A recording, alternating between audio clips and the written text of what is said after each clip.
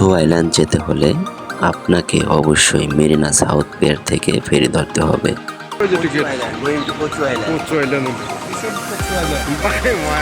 কিছু জরুরি টিপস: দ্বীপটিতে কোনো দোকান নেই, তাই খাবার এবং পানি সঙ্গে নিয়ে যাওয়া ভালো।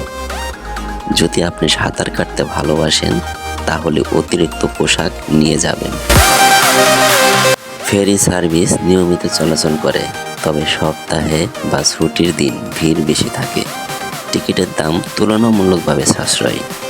সাধারণত সেপ্টেম্বর ও নভেম্বরে মাস নাগাদ এখানে প্রচুর যাত্রী আসে, তবে শান্ত এবং নিরিবিলি ভ্রমণের জন্য বছরে অন্য যে কোনো সময়ই ভালো।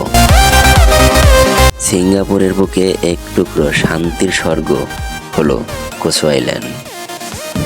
Habibi, come to Singapore, Kosu Island.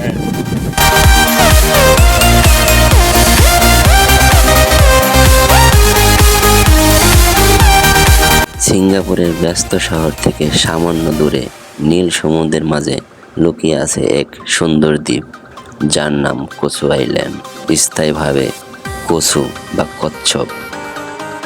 দ্বীপটি তার শান্ত পরিবেশ ও আকর্ষণীয় গল্প এবং ধর্মীয় তাৎপর্যের জন্য পরিচিত।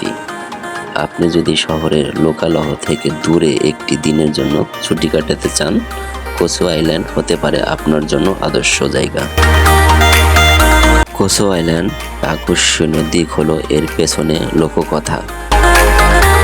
শোনা যায় বহু বছর আগে এক চীনা এবং এক মালয় নাবিক ঝড়ের কবলে পড়ে ডুবে যাচ্ছিলেন। সেই সময় একটি বিশাল কচ্ছপ তাকে উদ্ধার করে তার পিঠে করে একটি দ্বীপে নিয়ে আসে।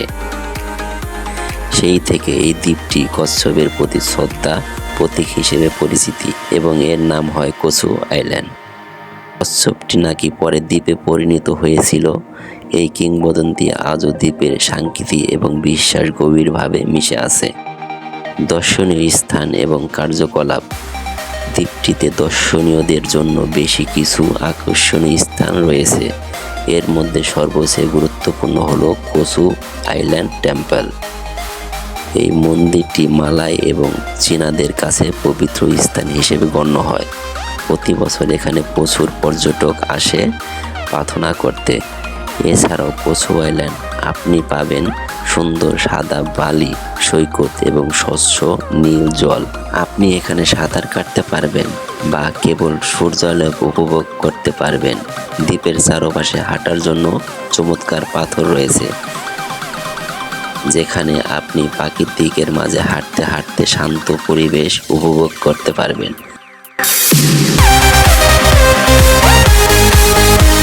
কোসো আইল্যান্ড শুধুমাত্র একটি ভ্রমণ গন্তব্য নয়, এটি একটি অভিজ্ঞতা।